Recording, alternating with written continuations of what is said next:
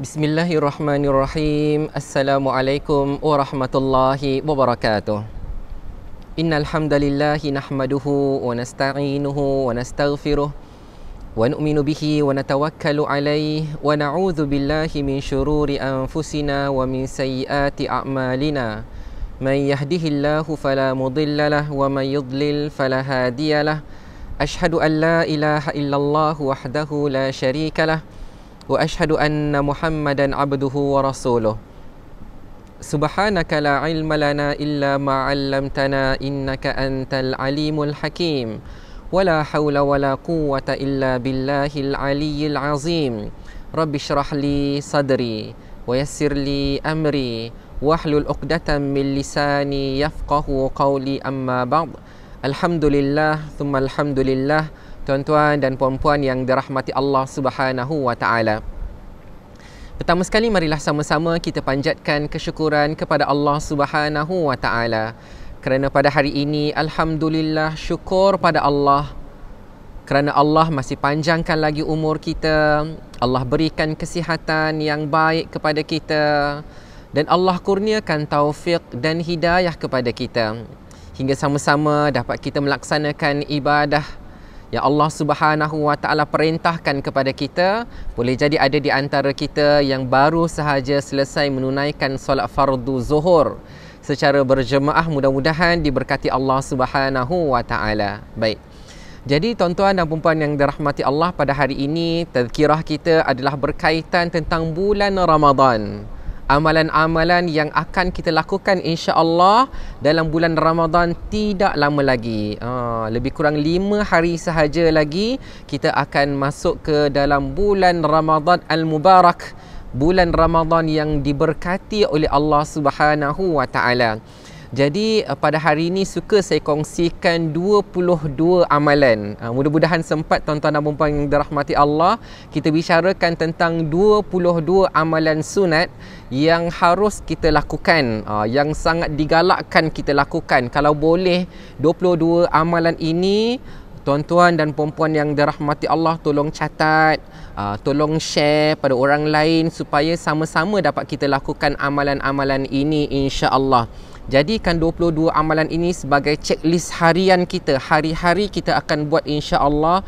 Saya doa pada Allah Subhanahu wa taala agar saya mampu buat, dan saya juga doa pada Allah agar semua yang menonton, tuan-tuan dan puan-puan yang dirahmati Allah, yang dikasihi Allah, boleh melakukannya juga insya-Allah. Jadi tuan-tuan dan puan-puan dirahmati Allah, 22 amalan yang saya akan sebutkan ini adalah amalan-amalan yang sunat. Adapun berniat untuk berpuasa dalam bulan Ramadan itu rukun puasa. Jadi rukun niat itu tidak termasuklah dengan apa yang akan saya kongsikan, ya. Jadi yang paling penting sebelum kita fikirkan 22 amalan ini, perlulah kita berniat setiap malam, setiap hari apabila kita nak berpuasa, apabila kita berada dalam bulan Ramadan. Baik. Tuan-tuan dan puan-puan dirahmati Allah Subhanahu wa taala, suka saya mulakan insya-Allah, saya cuba mulakan 22 amalan ini bermula daripada waktu sahur. Itu kira ibaratnya start kita berusaha untuk berpuasa lah. Start kita bangun tu, kita nak berpuasa lah pada hari tu. Kemudian diikuti dengan waktu siangnya sampai waktu berbuka, waktu malamnya, dan diakhiri insya-Allah dengan apa yang kita lakukan sebelum bersahur. Mungkin flownya begitu insya-Allah. Tapi mungkin kalau ada yang umum, mungkin dia duduk di tengah-tengah lah, di mana-mana insya-Allah. Baik. Jadi tuan-tuan dan puan-puan dirahmati Allah, kita mulakan dengan amalan yang pertama. Amalan pertama tidak lain dan tidak bukan tentulah bersahur. Bersahur. Walaupun kita kata sahur tu simple saja, tapi ketahuilah bahawa Anas bin Malik radhiyallahu anhu, dia meriwayatkan bahawa Rasulullah sallallahu alaihi wasallam bersabda, "Tasahharu fa inna fis sahuri barakah." Bersahurlah kalian, makanlah sahur. Bangun untuk bangun sahur, makanlah pada waktu sahur, kerana sesungguhnya pada sahur itu ada keberkatan, ada barakah.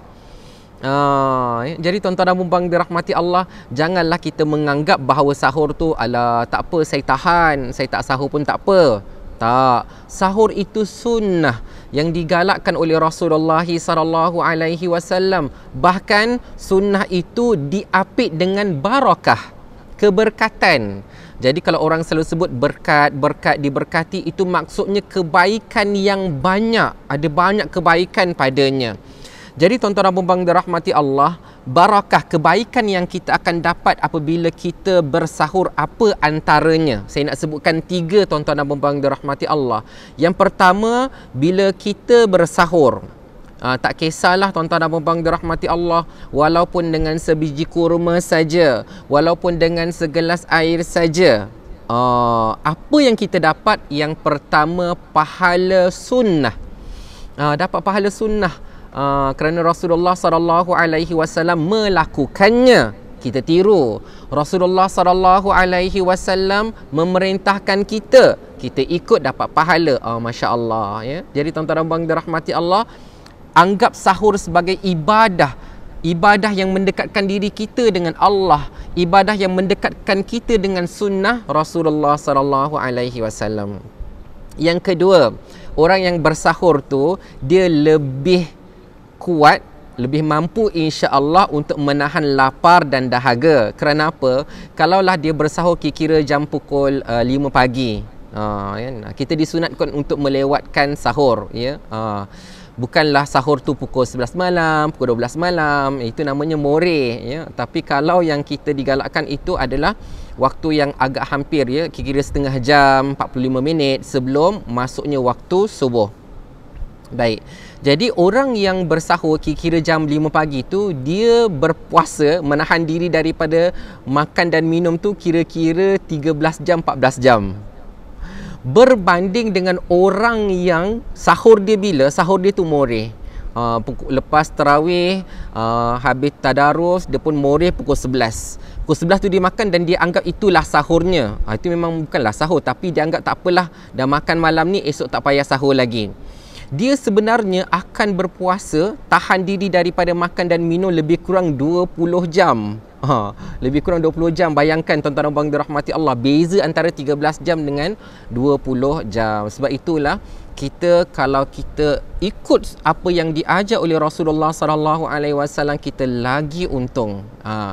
Kemudian yang ketiga tuan-tuan dan puan dirahmati Allah, inilah yang kelebihan yang paling besar, yang barakah dia jelas. Apa dia tuan-tuan dan puan dirahmati Allah? Bila kita bersahur, insya-Allah banyak ibadah lain akan ikut selepas bersahur. Ya, contohlah, contoh mudah saja tuan-tuan dan puan dirahmati Allah, tapi benda ni saya dah listkan, dah termasuk dah dalam amal-amalan yang seterusnya. Cuba bayangkan kalau kita bersahur pukul 5 pagi, contoh 5 pagi, dan selesai makan pukul 5.30, contohlah. Daripada 5.30, tuan-tuan dan puan dirahmati Allah, bukan masa untuk sambung tidur. Bukan untuk tidur balik tuan-tuan dan puan dirahmati Allah, makan ngantuk-ngantuk, kemudian bila dah selesai makan sambung tidur. Tak. Kita kena tahu tuan-tuan dan puan dirahmati Allah, sahur itu dia merupakan penggerak untuk kita teruskan ibadah kepada Allah Subhanahu wa taala dengan tahajud. Masya-Allah tuan-tuan dan puan dirahmati Allah. Sebab kita tahu ada gap. Sekarang ni subuh 5.57. Jadi ada gap lagi 25 minit. Dalam tempoh itu tuan-tuan dan puan dirahmati Allah, kita pergi kepada amalan yang kedua, ataupun saya senaraikan dulu, kita boleh bertahajud, kita boleh solat witir, kita boleh istighfar, kita boleh baca Quran, kita boleh berdoa pada Allah, dan semuanya mustajab, semuanya diterima oleh Allah Subhanahu wa taala. Bayangkan banyak kan? Cuba bayangkan kalau kita dah, istilah dia lah tuan-tuan dan puan dirahmati Allah, bukan sahur betul-betul, sahur ketika moreh contoh saja. Kita moreh pukul 11, kita kata tak nak bangun sahur esok pagi, ya. Ataupun sebelum musim PKP mungkin ada yang minum-minum dekat kedai sampai 12 malam, 1 pagi, 2 pagi, dia kata dah sahur cukup. Kalaulah dia tidak bangun untuk sahur dan dia bangun untuk subuh saja, dia terlepas beberapa perkara yang sangat-sangat besar fadilatnya, yang sebagaimana yang saya akan sebutkan lagi lepas ni insya-Allah.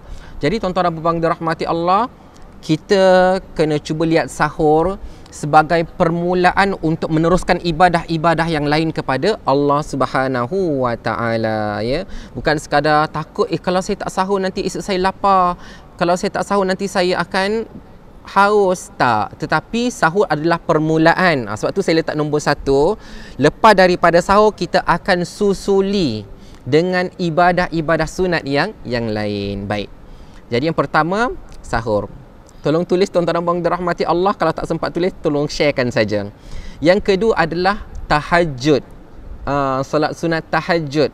Kerana Allah Subhanahu wa taala berfirman di dalam surah Al-Isra, surah Al-Isra juzuk yang ke-15, dalam ayat yang ke-79, a'udzubillahi minasyaitonirrajim, wa minal laili fatahajjad bihi nafilatan laka asa an yab'atsaka rabbuka maqaman mahmuda.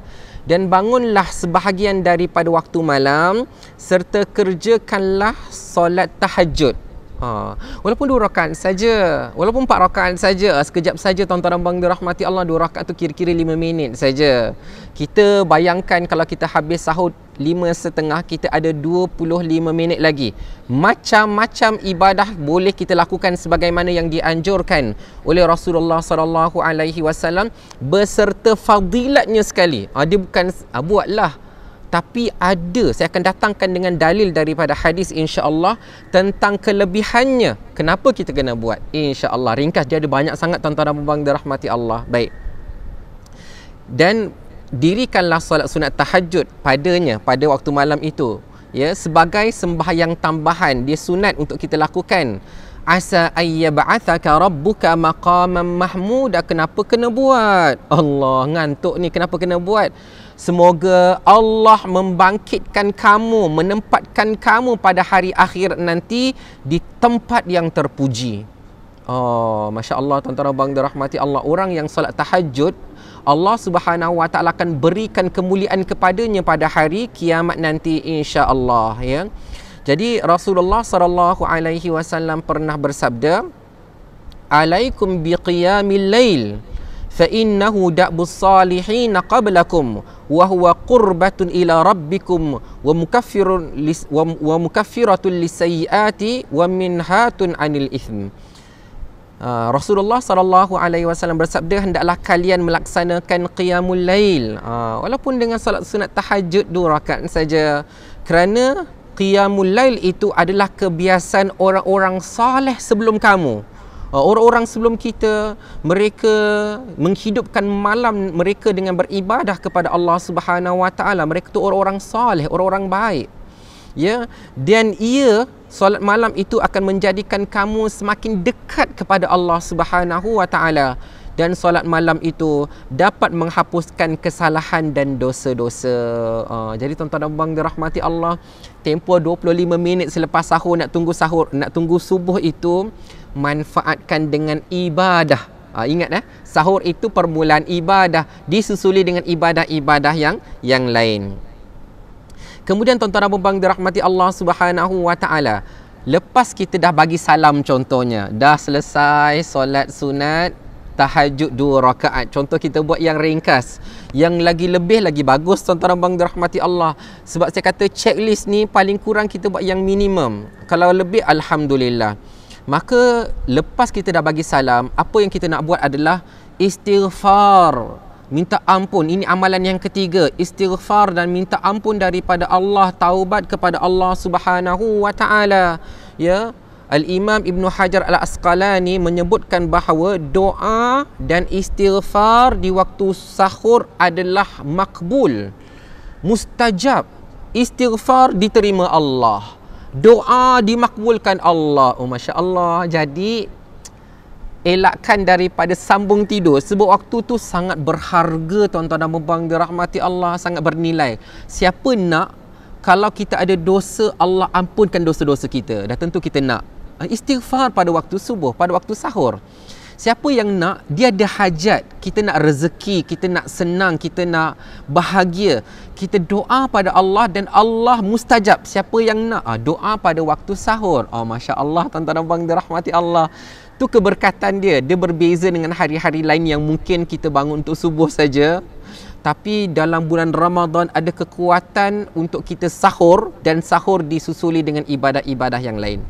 Jadi tuan-tuan dan puan-puan dirahmati Allah Subhanahu wa taala, saya bacakan satu hadis yang diriwayatkan daripada Abu Hurairah radhiyallahu anhu bahawa Rasulullah sallallahu alaihi wasallam bersabda, secara umumnya ya, Allah Subhanahu wa taala turun setiap pada malam ke langit dunia hingga tersisa sepertiga malam terakhir. Lalu Allah berkata, sesiapa yang berdoa kepadaku, nescaya aku perkenankan doanya. Dan ada tak sesiapa yang meminta kepadaku, maka aku akan berikan kepada dia. Dan ada tak sesiapa yang meminta ampun daripada aku, maka aku pasti ampunkan dia. Oh, Masya Allah, tuan-tuan dan puan-puan dirahmati Allah Subhanahu wa taala. Maka disebabkan itu Allah Subhanahu wa taala menyebutkan wal mustaghfirina bil ashar, dan orang-orang yang meminta ampun di waktu sahur. Jadi kita istighfar paling pendek, astaghfirullah, astaghfirullah, astaghfirullah, ya. Astaghfirullahal azim alladzi la ilaha illa huwal hayyul qayyum wa atubu ilaih. Baca doa penghulu istighfar, ya. Allahumma anta rabbi la ilaha illa anta khalaqtani wa ana abduka wa ana ala ahdika wa wa'dika mastata'tu. A'udzu bika min syarri ma sana'tu. Abu'u laka bi ni'matika alayya wa abu'u bi dhanbi. Faghfir li fa innahu la yaghfiru dzunuba illa anta. Baca tuan-tuan dan puan-puan dirahmati Allah, itu penghulu istighfar, ya, yang diajar oleh Rasulullah sallallahu alaihi wasallam, ya.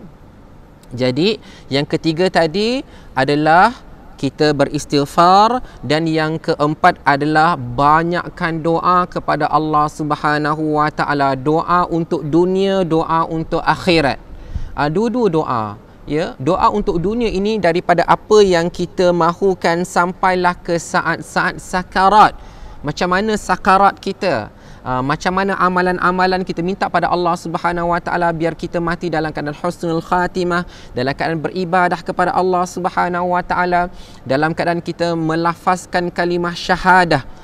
Minta pada Allah Subhanahu wa taala, kemudian kita minta, ya Allah, berikan perlindungan kepada kita di alam barzah, jadikanlah kubur kita daripada taman-taman syurga Allah, daripada alam barzah sampailah di padang mahsyar, ya Allah, ya Tuhanku, berikanlah kemudahan kepada aku melintasi titian sirat, pemudahkanlah perjalananku masuk ke dalam syurga Allah. Minta semua daripada Allah Subhanahu wa taala.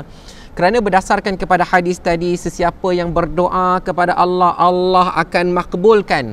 Sesiapa yang meminta-minta daripada Allah akan bagi. Tuan-tuan dan puan-puan dirahmati Allah. Jadi amalan yang keempat adalah berdoa banyak-banyak, sungguh-sungguh, nangis-nangis pada Allah Subhanahu wa taala, minta keampunan daripada Allah. Baik. Manakala yang kelima, tuan-tuan dan puan-puan dirahmati Allah, apa dia? Ya, kira-kira dalam 25 minit itu, ya, bermula dengan sahur, solat sunat tahajud, kemudian kita istighfar, kemudian kita doa banyak-banyak pada Allah. Kemudian yang kelima, apa dia?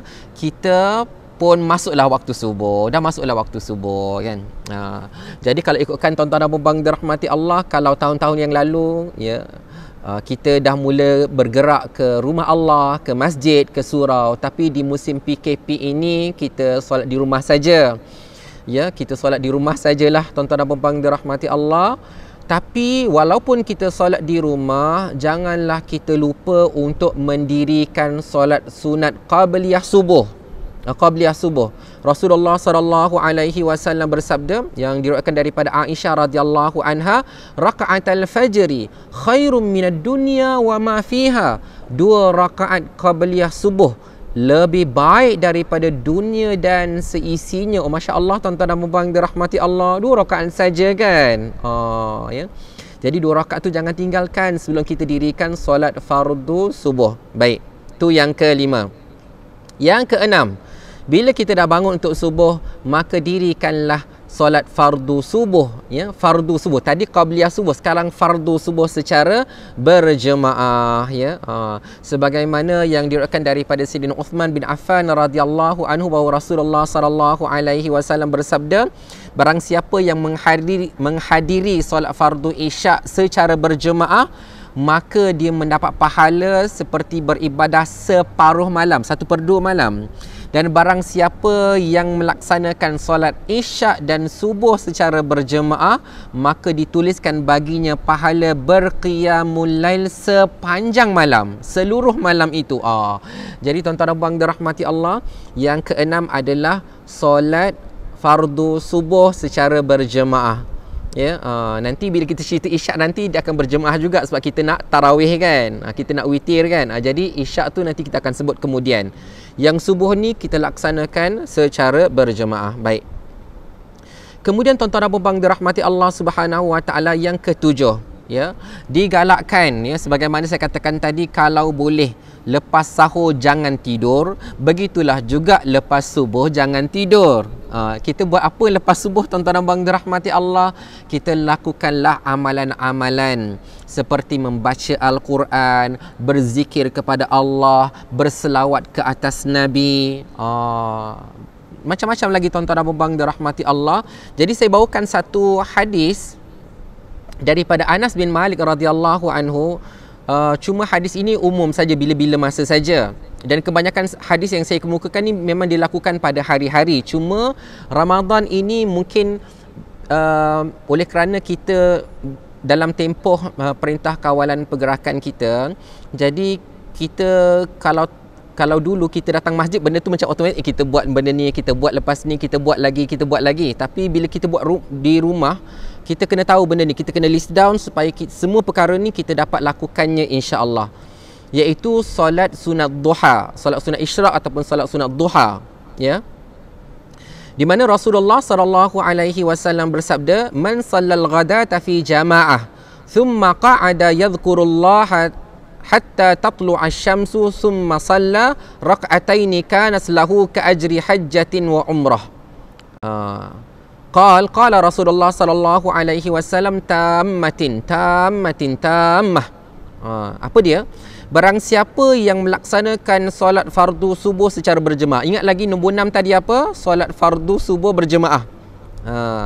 Lalu dia duduk sambil berzikir kepada Allah. Zikir, istighfar, selawat, baca Quran, berdoa, ya, kepada Allah hinggalah matahari terbit. Matahari pun dah naik, dah masuk waktu syuruk, ya. Kemudian dia melaksanakan solat 2 rakaat. Kalau waktu syuruk tu kira-kira jam 7 8 minit, ataupun kita genapkanlah kalau ikut kalender waktu Ramadan nanti, contoh 7-10 minit. Lewatkan 15 minit, 20 minit, kira-kira 7.30, maka kita pun dirikan solat sunat duha 2 rakaat ataupun 4 rakaat. Baik, ya. Tapi dalam hadis ini dia melaksanakan solat 2 rakaat, maka dia memperolehi pahala haji dan umrah yang sempurna. Masya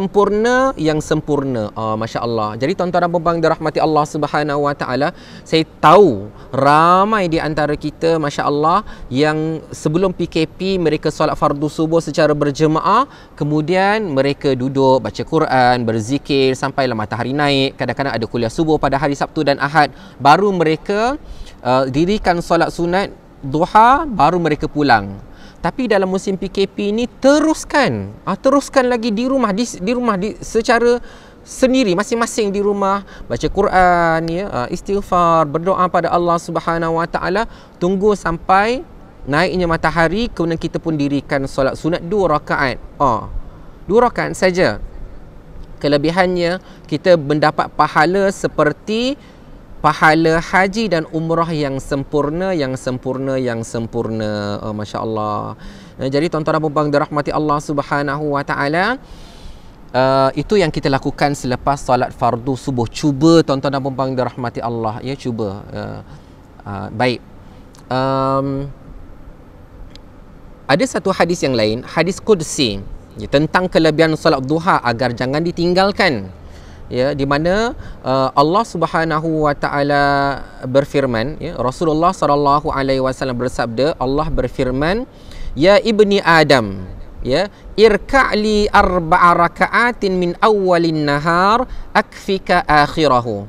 Ya, wahai anak Adam, rokoklah kepada aku sebanyak 4 kali rokok. 4 kali rokok maksudnya 4 rakaat.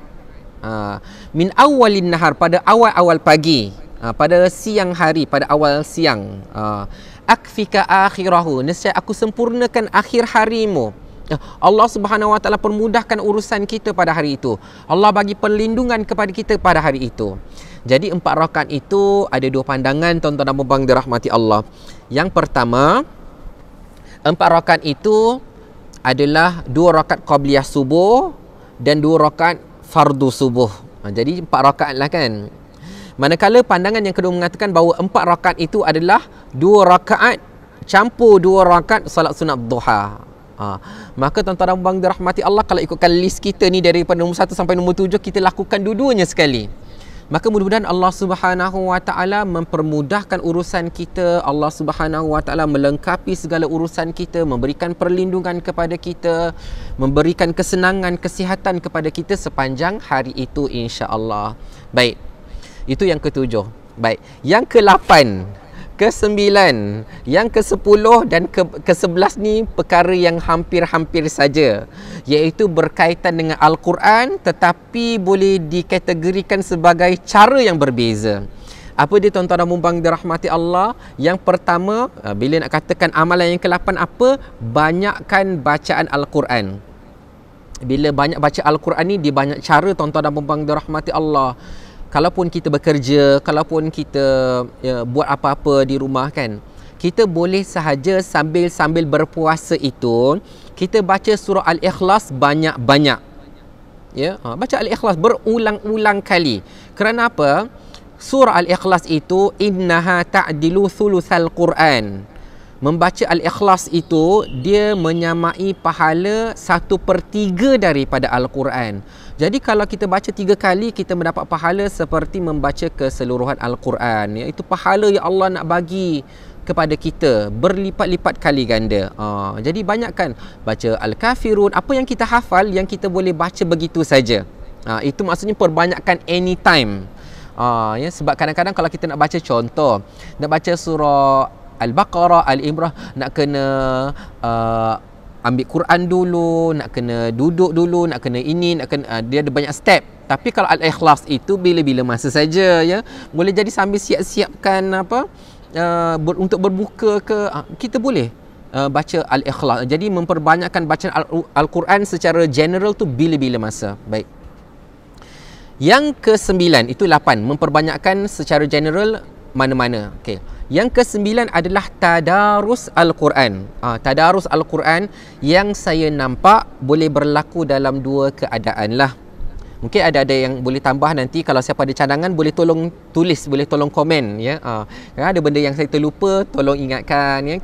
Semua yang tuan-tuan dan puan-puan dirahmati Allah, kalau share ataupun komen ataupun tulis, itu akan dibaca, insya-Allah. Boleh jadi memberi inspirasi kepada orang lain untuk mengamalkannya. Boleh jadi masa saya sampaikan ada yang terlupa, ada yang tersalah, tolong betulkan tuan-tuan dan puan-puan dirahmati Allah. Baik.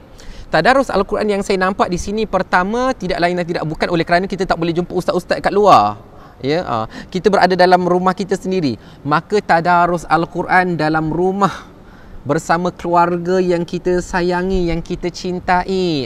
Ayah dengan anak baca Al-Quran. Boleh jadi, saya percaya kat dalam yang menonton ni, saya percaya, saya yakin ada anak-anak yang hafiz Al-Quran, ada anak-anak yang menghafal Quran.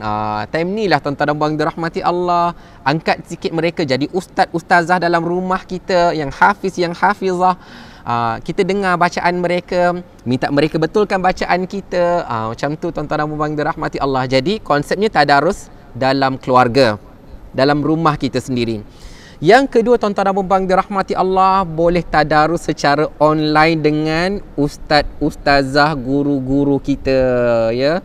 Boleh guna WhatsApp, video call, boleh guna Zoom, boleh macam-macam lah kan. Tuan-tuan dan puan dirahmati Allah, itu pun adalah kaedah yang kedua.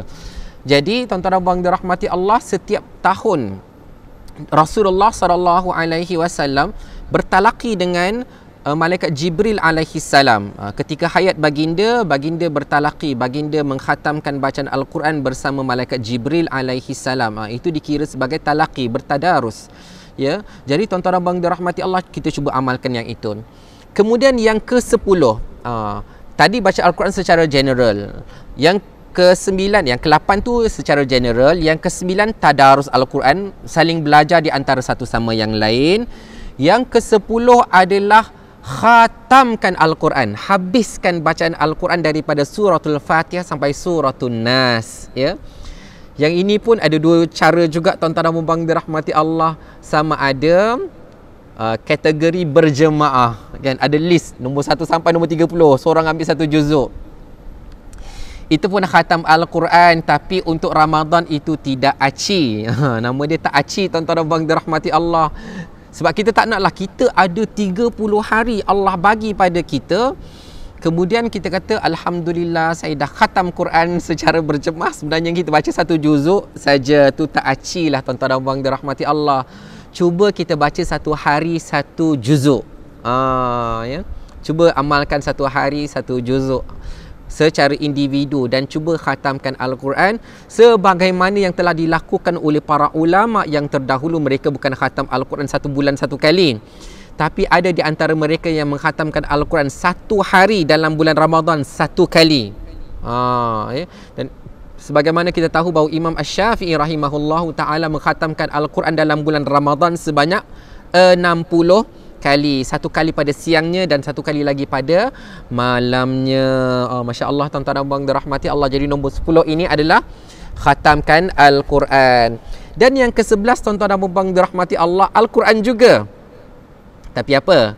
Al-Quran, iaitu dengarkanlah Al-Quran. Tuan-tuan dan puan dirahmati Allah, mungkin sebab dalam Ramadan tu nak baca banyak-banyak, nak baca 5 juzuk, 10 juzuk, tak larat kan? Sebab haus kan? Tapi kalau tak boleh baca 5 juzuk, sekurang-kurangnya dengarkanlah 5 juzuk. Dengarkanlah baca 5 juzuk kan? Jadi tuan-tuan dan puan dirahmati Allah, pasangkan bacaan Al-Quran di rumah kita. Mungkin yang saya pernah katakan sebelum ni, biarlah Al-Quran itu bergema dalam rumah kita. Mudah-mudahan diberkati oleh Allah Subhanahu wa ta'ala, insya-Allah. Kan rumah yang dibacakan oleh Al-Quran, rumah yang dibacakan Al-Quran di dalamnya, malaikat akan datang, malaikat akan masuk, malaikat akan datang tuan-tuan dan puan dirahmati Allah. Manakala syaitan akan keluar, maka dalam bulan Ramadan kita tahulah bahawa syaitan dibelenggu, syaitan diikat. Tetapi nak katakan bahawa itulah faedahnya membaca Al-Quran, tadarus Al-Quran, khatamkan Al-Quran dan juga mendengar baca Al-Quran. Mudah-mudahan diberkati Allah Subhanahu wa ta'ala. Ya. Kemudian kalau ada yang lain-lain, bentuk-bentuk yang lain, contohnya ada kelas-kelas Al-Quran online, pasang saja, dengar saja. Ada kelas tafsir Al-Quran, dengar saja. Ada tadabbur Al-Quran, semua sekarang ni online. Maka kita ambillah kesempatan untuk mendengarnya, insya-Allah. Kemudian tuan-tuan dan puan dirahmati Allah, yang ke-12 adalah zikrullah ataupun banyakkan doa pada Allah Subhanahu wa ta'ala. Ada macam-macam doa. Cuma ada satu doa ini tuan-tuan dan puan dirahmati Allah, saya galakkan semua orang hafal. Sebab semua orang bakal jadi imam. Semua laki-laki, ayah-ayah bakal jadi imam dekat rumah nanti, insya-Allah. Jadi yang doa ini jangan ditinggalkanlah, iaitu doa yang diriwayatkan daripada Aisyah radhiyallahu anha. Dia pernah bertanya kepada Rasulullah sallallahu alaihi wasallam, jika malam itu adalah Lailatul Qadar, apakah yang harus dia minta kepada Allah? Dia patut berdoa kepada Allah. Apa yang dia nak minta daripada Allah? Lalu Rasulullah sallallahu alaihi wasallam menjawab, ya, Allah, kamu bacakanlah Allahumma innaka afuwun tuhibbul afwa fa'fu anni. Ya Allah, sesungguhnya engkaulah maha pengampun, maha pemaaf, engkau suka memberikan keampunan, engkau suka memaafkan, maka maafkanlah aku, ya, maafkanlah aku, ampunkanlah aku. Jadi tuan-tuan dan puan dirahmati Allah, inilah doanya yang biasa dibaca oleh para imam di masjid-masjid setiap kali selepas 4 rakaat solat sunat tarawih. Yang berhenti sekejap tu, imam akan baca doa ni, cuma panjang sikit lah. Allahumma inna nas'aluka ridhaka wal jannah wa na'udzubika min sakhatika wan nar. Allahumma innaka afun tuhibbul afwa fa'fu anna. Macam tu baca doa tu, ya. Banyakkan doa, banyakkan istighfar. Subhanallah walhamdulillah wala ilaha illallah wallahu akbar. Subhanallahi wa bihamdihi subhanallahil azim. Banyakkan doa pada Allah. Hasbunallah wa ni'mal wakil wala haula wala quwwata illa billahil aliyil azim. Banyak lagi yang kita boleh zikir pada siang hari dalam bulan Ramadan. Dan di antaranya adalah zikir ni, doa ni pun termasuk dalam zikir juga, iaitu apa dia tuan-tuan dan puan-puan dirahmati Allah. Dalam bulan Ramadan kita akan tahu, nanti saya akan sebutkan lepas ni, ibadat-ibadat selepas ini, amalan-amalan selepas ini. Cuma nak bagi tahu, bila mana ada orang jamu kita makan, ada orang memberi kita minum, maka janganlah lupa berdoa kepada Allah Subhanahu Wa Taala, sebagaimana yang dilakukan oleh Rasulullah sallallahu alaihi wasallam ketika baginda diberi minum. Baginda mengangkat kepalanya ke langit dan mengucapkan, Allahumma at'im man at'amani wasqi man saqani. Apa maksudnya? Ya Allah, berikanlah makanan kepada orang yang memberi makanan kepada saya, dan berikanlah minuman kepada orang yang bagi minuman kepada saya. Oh, Masya Allah, tuan-tuan dan puan dirahmati Allah, kan amalan terpuji, bila mana orang memberi, kita pula berdoa pada Allah supaya Allah bagi kebaikan kepadanya, macam tu. Baik. Kemudian tuan-tuan dan puan dirahmati Allah, amalan yang ke-13, semua catat ke, semua follow ke ni? Yang ke-13 apa dia? Sedekah, simple saja. Sedekah ni banyakkan sedekah, dan hari-hari sedekah tuan-tuan dan puan dirahmati Allah. Kerana Rasulullah sallallahu alaihi wasallam bila tibanya Ramadan, baginda akan jadi orang yang sangat pemurah. Ketahuilah, Rasulullah pemurah sepanjang tahun. Sepanjang tahun Rasulullah sangat pemurah, tapi bila bulan Ramadan berlipat kali ganda pemurahnya Rasulullah sallallahu alaihi wasallam. Dalam satu hadis Rasulullah sallallahu alaihi wasallam bersabda, afdalus sadaqah sadaqatun fi Ramadan. Sebaik-baik sedekah adalah sedekah dalam bulan Ramadan. Jadi banyakkan sedekah, RM1, RM2, RM10, RM100, berapa ringgit. Jadi tuan-tuan dan puan dirahmati Allah, banyakkan sedekah. Kemudian tuan-tuan dan puan dirahmati Allah, yang ke-14 dalam kategori sedekah juga, tapi lebih spesifik, iaitu memberi makan. Bagi makan kepada orang yang berpuasa, bagi minum pada orang yang berpuasa. Sebab apa? Rasulullah sallallahu alaihi wasallam pernah bersabda, man fattara sa'iman kana lahu mithlu ajrihi ghaira annahu la yanqusu min ajri as-sa'imi syai'a. Sesiapa yang memberi makan kepada orang yang berpuasa, maka baginya pahala seperti orang yang berpuasa. Didapat pahala orang yang berpuasa itu tanpa mengurangi pahala orang yang berpuasa tersebut sedikit pun juga. Jadi tuan-tuan dan puan dirahmati Allah Subhanahu Wa Taala, mungkin tahun ni agak berbeza sikit. Dulu kita boleh bagi makanan di surau, di masjid. Sekarang agak terhad. Jadi boleh jadi kita bagi kepada orang yang terhampir dengan kita sajalah, mungkin orang sebelah saja, macam tu lah. Tapi sekurang-kurangnya jangan kita tinggalkan langsung amalan ini, tuan-tuan dan puan dirahmati Allah. Satu lagi cara adalah, kalau kita tahu di mana-mana ada, contohlah sekolah tahfiz yang pelajar-pelajarnya tak balik sekolah tahfiz yang tak balik ke rumah, memang PKP tu di sekolah mereka, cakap saya nak bagi RM100, RM200 untuk jamu anak-anak tahfiz ni berbuka puasa. Mungkin di rumah-rumah anak yatim ada yang tak balik, kan. Mereka tu masa tersekat lah PKP tu, mereka tu di rumah anak yatim. Cakap saya nak bagi RM300, RM400 untuk mereka berbuka puasa, bagi yang sedap-sedap bagi mereka. Masya Allah, tuan-tuan dan puan dirahmati Allah. Kan kadang-kadang wallahu alam, saya tak pasti, sebab saya dengar-dengar tahun-tahun lepas, kadang-kadang kan ada yang Masya Allah, bila kita nak bagi sponsor makan dekat rumah anak yatim atau sekolah tahfiz, kan, kata dah penuh, tak boleh dah bagi.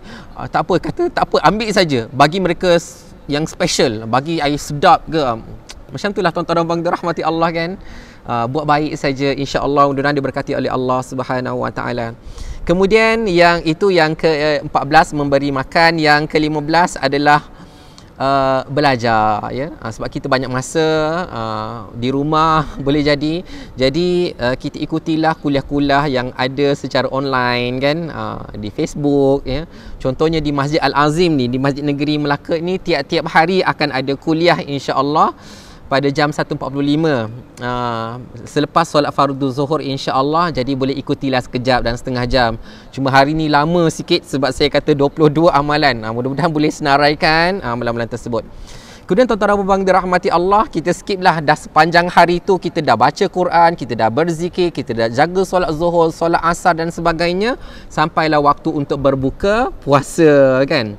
Bila berbuka puasa ni, kita hendaklah segera berbuka apabila telah masuk waktunya dan berpada-padalah dengan berbuka puasa, ya. Jadi tahun ni tidak ada bazar Ramadan. Jadi mungkin kita dapat kawal sedikit lah, berbeza dengan bila ada bazar Ramadan, yang ni nak beli, yang tu nak beli, yang ni nak makan, yang ni nak minum, semua nak kan. Tapi yang ni adalah tempoh yang baik tuan-tuan dan puan-puan dirahmati Allah untuk kita kawal berbuka puasa dengan sederhana, insya-Allah, ya. Mudah-mudahan diberkati oleh Allah Subhanahu wa taala, ya. Rasulullah sallallahu alaihi wasallam pernah bersabda, manusia seseorang itu sentiasa berada dalam kebaikan selagi mana mereka menyegerakan waktu berbuka puasa apabila telah masuk waktunya. Kemudian tuan-tuan dan puan-puan dirahmati Allah, disebutkan dalam satu hadis oleh Abu Hurairah radhiyallahu anhu bahawa Rasulullah sallallahu alaihi wasallam bersabda, Allah Ta'ala berfirman, hamba yang paling dicintai di sisiku adalah yang menyegerakan berbuka puasa, ya. Masuk waktu kita berbuka dulu, insya-Allah. Kemudian tuan-tuan dan puan dirahmati Allah, bila dah berbuka, kita dah solat fardu maghrib, berjemaah insya-Allah. Kemudian diikuti dengan solat fardu isyak secara berjemaah. Macam saya katakan tadi, yang saya sebutkan ni adalah 22 amalan yang sunat-sunat. Yang fardu tu jangan ditinggalkan tuan-tuan dan puan dirahmati Allah. Zuhurnya, asarnya, maghribnya, isyak tu janganlah ditinggalkan. Itu lebih utama, itu wajib. Yang saya sebutkan 22 amalan ini yang sunat-sunat. Kemudian tuan-tuan dan puan dirahmati Allah, yang ke-17, bila dah solat fardu isyak, kita ikuti dengan solat tarawih. Solat tarawih ni tuan-tuan dan puan dirahmati Allah, secara umumnya hadisnya berbunyi, man qama ramadhana imanan wa ihtisaban ghufira lahu ma taqaddama min zambih. Barang siapa yang melakukan qiyam, menghidupkan Ramadan, ya, kerana iman dan mengharapkan pahala daripada Allah, maka dosa-dosanya yang telah lalu diampunkan oleh Allah Subhanahu wa taala, ya. Jadi Al-Imam Nawawi rahimahullahu ta'ala menyebutkan yang dimaksudkan dengan qiyam Ramadan, man qama Ramadana, itu adalah salat sunat tarawih. Kemudian tuan-tuan dan puan dirahmati Allah, salat sunat tarawih dilakukan berdasarkan kepada kemampuan, boleh jadi 8 rakaat, boleh jadi 20 rakaat, ya. Jadi selepas selesai solat sunat tarawih, maka kita akan melakukan solat sunat witir. Kerana solat sunat witir itu sangat-sangat digalakkan, ya. Daripada Sayyidina Ali radhiyallahu anhu berkata, sesungguhnya Rasulullah sallallahu alaihi wasallam bersabda, sesungguhnya Allah itu witir dan mencintai yang witir, maka lakukanlah witir wahai ahlul Quran. Jadi tuan-tuan dan puan dirahmati Allah, Allah Subhanahu wa taala suka bila mana kita mendirikan solat sunat witir, kita dirikan, kita gagahkan diri kita. Solat sunat witir ni bilangan rakaatnya tu ganjil. 1 rakaat, 3 rakaat, 5 rakaat, dia ganjil, ya. Jadi tuan-tuan dan puan dirahmati Allah, sebagaimana yang kita dah belajar, sebagaimana yang kita biasa lakukan sebelum-sebelum ini, 3 rakaat. Pada rakaat pertama selepas Al-Fatihah, bacalah surah Al-A'la, Sabbihasma rabbikal a'la. Pada rakaat yang kedua selepas suratul Fatihah, bacalah surah Al-Kafirun. Pada rakaat yang ketiga selepas suratul Fatihah, bacalah surah Al-Ikhlas, Al-Falaq dan An-Nas, ya. Kemudian malam tu tuan-tuan dan puan dirahmati Allah Subhanahu wa taala, saya skip terus kepada qiyamul lail. Kan pelik tuan-tuan dan puan dirahmati Allah Subhanahu wa taala. Tadi mula-mula lepas sahur kan kita dah tahajud kan. Yang qiyamul lail ni lebih spesifik lah tuan-tuan dan puan dirahmati Allah. Kerana apa? Yang saya katakan tadi, lepas sahur kita solat sunat tahajud rakaat, kita istighfar, kita doa pada Allah Subhanahu wa taala, itu yang simple. Qiyamul lail yang ringkas. Tapi ada qiyamul lail yang betul-betul punya. Ya. Yang kalau dulu-dulu, yang sebelum-sebelum ini, kalau buat di masjid tu start pukul 3 pagi, habis pukul 5 pagi. 2 jam berqiyam. Yang tu yang saya maksudkan di sini. Di mana sepanjang qiyamul lail itu kita solat sunat tahajud, kita solat sunat taubat, kita solat sunat hajat. Maksud kita memperbanyakkan solat-solat sunat kita kepada Allah Subhanahu wa taala. Yang tu kita perbanyakkan. Bacalah Al-Quran. Kalau boleh tuan-tuan dan puan dirahmati Allah, kita bacalah Al-Quran, ya. Dalam solat tu kita bacalah Al-Quran, ya. Kalau boleh kita bukakan mushaf di depan kita ke, kan, ya. 1 rakaat 1 muka surat, baca 1 muka surat sebelah kanan, kemudian rakaat yang kedua baca muka surat sebelah kiri, macam tu, ya. Kalau ada Quran yang besar lagi jelas, lagi bagus. Kalau ada tempat standnya lagi bagus, boleh nampak dengan jelas kan. Masya-Allah. Tuan-tuan dan abang dirahmati Allah, usahakan untuk qiyamul lail yang berbentuk panjang sebegini. Kemudian yang ke-20 iaitu carilah Lailatul Qadar. Amalan yang kita nak adalah carilah Lailatul Qadar. Sebagaimana yang disebutkan oleh Rasulullah sallallahu alaihi wasallam, taharrau Lailatul Qadri fil witri minal ashril awakhir min Ramadan. Carilah Lailatul Qadar, malam yang lebih baik daripada 1000 bulan, di malam ganjil daripada 10 malam terakhir di bulan Ramadan. Yang afdalnya kita cari sepanjang 10 malam itu, carilah tuan-tuan dan puan-puan dirahmati Allah Subhanahu wa taala. Carilah sepanjang 10 malam yang terakhir tu. Tiap malam qiyamul lail, baca al-Quran, istighfar, berdoa pada Allah Subhanahu wa taala sebagaimana yang digalakkan oleh Al-Imam Nawawi, banyakkan lagi bacaan al-Quran pada 10 malam yang terakhir dalam bulan Ramadan Kemudian tuan-tuan dan puan-puan dirahmati Allah, yang ke-21 dan habis dah ni. Yang ke-21, janganlah lupa untuk bayar zakat fitrah. Itu wajib tuan-tuan dan puan dirahmati Allah bagi orang yang mampu jangan lupa untuk membayar zakat fitrah. Jadi kalau sampai setakat nombor 20 tadi tu, lepas tahajud tadi dia ulang baliklah, dia akan sahur, kemudian dia akan istighfar, dia doa, dia akan ulang balik daripada nombor 1. Cuma yang 21 dan 22 ni dia berbentuk umum. Yang pertama 21 ni adalah bayar zakat fitrah. Nanti akan insya-Allah negeri demi negeri akan mengeluarkan kaedah dia bagaimana. Kerana sekarang musim PKP ni susah untuk amil keluar jadi macam mana nak bayar zakat fitrah tu, kita tunggu keputusannya bagaimana. Di negeri Melaka macam mana, negeri Selangor macam mana, negeri Sembilan macam mana, itu bergantung kepada negeri masing-masing kaedah yang akan disebutkan nanti. Cuma saya bagi tahu awal-awal tu, standby lah, jangan ada yang terlupa. Sebab nanti jangan pula kata dulu ada amil kat Jasko ada, dekat masjid ada, kat pejabat ada, saya tak lupa, tapi bila tak ada ni saya terlupa. Jadi jangan lupa tuan-tuan dan puan dirahmati Allah. Kemudian yang terakhir, yang ke-22, bukanlah amalan tetapi perkara yang perlu kita jaga. Apa dia? Jagalah lidah kita dan panca indera. Ini 22. Jagalah lidah kita dan panca indera kita daripada perkara-perkara yang dilarang oleh Rasulullah, yang dilarang oleh Allah Subhanahu wa taala, yang dicegah oleh Rasulullah sallallahu alaihi wasallam, yang Allah dan Rasulullah tak bagi kita buat. Kenapa tuan-tuan dan puan dirahmati Allah? Kerana Rasulullah sallallahu alaihi wasallam pernah bersabda, berapa ramai orang yang berpuasa tapi dia tak dapat apa-apa daripada puasa dia, kecuali yang didapat adalah rasa lapar dan dahaga saja. Dia berpuasa tapi dia tak dapat kebaikan daripada puasa dia, tak dapat pahala daripada puasa dia. Sebab apa? Boleh jadi sebab lidah dia, mulut dia, boleh jadi sebabkan mata dia. Apa yang dia tengok, kena jaga mata tuan-tuan dan puan dirahmati Allah. Sebab tu saya katakan jaga lidah dan jaga panca indera. Jaga pandangan mata kita. Yang kita kena sibukkan mata kita dalam bulan Ramadan adalah dengan memandang Al-Quran, dengan memandang ataupun melihat video-video ataupun YouTube yang berunsurkan agama, yang meningkatkan ketakwaan kita kepada Allah Subhanahu wa taala, dan bukannya dengan perkara-perkara yang melalaikan. Apatah lagi perkara-perkara yang membawa kepada dosa, apatah lagi perkara-perkara yang boleh membatalkan puasa kita. Jadi kena jagalah tuan-tuan dan puan-puan dirahmati Allah. Kemudian Rasulullah sallallahu alaihi wasallam juga bersabda, puasa bukanlah sekadar menahan diri daripada makan dan minum sahaja, akan tetapi berpuasa adalah dengan menahan diri daripada perkataan yang lara, perkataan yang rafath, perkataan yang lucah. Dan apabila ada seseorang yang mencelamu atau membuat perkara yang tidak baik kepada kamu, maka katakanlah padanya, aku sedang berpuasa, aku sedang berpuasa. Maksudnya tahanlah diri kita tuan-tuan dan puan-puan dirahmati Allah daripada perkara-perkara yang dilarang oleh Allah Subhanahu wa taala. Tu sikap kita sendiri sebenarnya. Jaga diri kita, minta pada Allah Subhanahu wa taala agar mempermudahkan kita.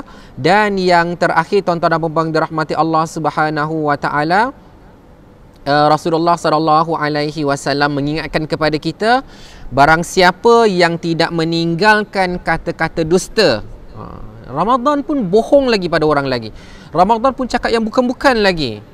Malah mengamalkannya, buat benda yang tak elok juga. Maka Allah Subhanahu wa taala ya tidak berhajat kepada lapar dan haus yang dia tahan itu ya. Jadi tuan-tuan dan puan-puan dirahmati Allah Subhanahu wa taala, demikianlah amalan-amalan yang saya suka kongsikan. Saya doa pada Allah supaya saya boleh lakukannya. Saya doa pada Allah agar tuan-tuan dan puan-puan yang dirahmati Allah, yang dikasihi Allah juga boleh mengamalkannya. Jadi sebelum saya sudahi kuliah ini, saya tutup kuliah ini, saya suka listkan satu persatu daripada nombor 1 sampai 22. Minta siapa yang boleh tolong salinkan, tolong sharekan dekat sana. Sebab mungkin ada orang yang tak boleh nak dengar lama-lama 45 minit. Ada orang dah sharekan, Masya Allah. Barakallahu fikum. Semoga Allah Subhanahu wa taala berkati kamu, insya-Allah. Allah merahmati kamu. Mudah-mudahan orang lain dapat mengambil manfaatnya, insya-Allah. Tapi walaupun dah list, saya nak listkan juga, saya nak sebutkan juga ya. Yang pertama adalah bersahur. Yang kedua adalah tahajud. Yang ketiga adalah beristighfar. Yang keempat adalah perbanyakkan doa. Yang kelima adalah solat sunat qabliyah subuh. Yang keenam adalah solat subuh, solat fardu subuh secara berjemaah. Yang ketujuh, dirikan solat sunat duha kalau boleh 4 rakaat. Yang ke-8, bacalah Al-Quran sebanyak-banyaknya. Yang ke-9, tadarus Al-Quran. Yang ke-10, khatamkan Al-Quran daripada suratul Fatihah sampai suratul Nas. Yang ke-11, perbanyakkan mendengar baca Al-Quran. Yang ke-12, zikrullah, banyakkan berzikir pada Allah, banyakkan doa pada Allah, kerana doa orang yang berpuasa mustajab. Yang ke-13, sedekah, banyakkan sedekah, banyakkan infak ya. Yang ke-14 adalah bagi makan kepada orang yang berpuasa. Yang ke-15, dengarlah kuliah-kuliah agama ya, secara online, Facebook dan sebagainya. Yang ke-16, segeralah berbuka puasa dan berpada-pada sahaja. Yang ke-17, dirikanlah solat sunat tarawih. Yang ke-18, dirikanlah solat sunat witir. Yang ke-19, dirikanlah qiyamul lail, yang panjang tu, insya-Allah. Yang ke-20, carilah Lailatul Qadar. Yang ke-21, bayarlah zakat fitrah, jangan lupa. Begitulah juga ada, saya tahu ada orang di luar sana, mereka menjadikan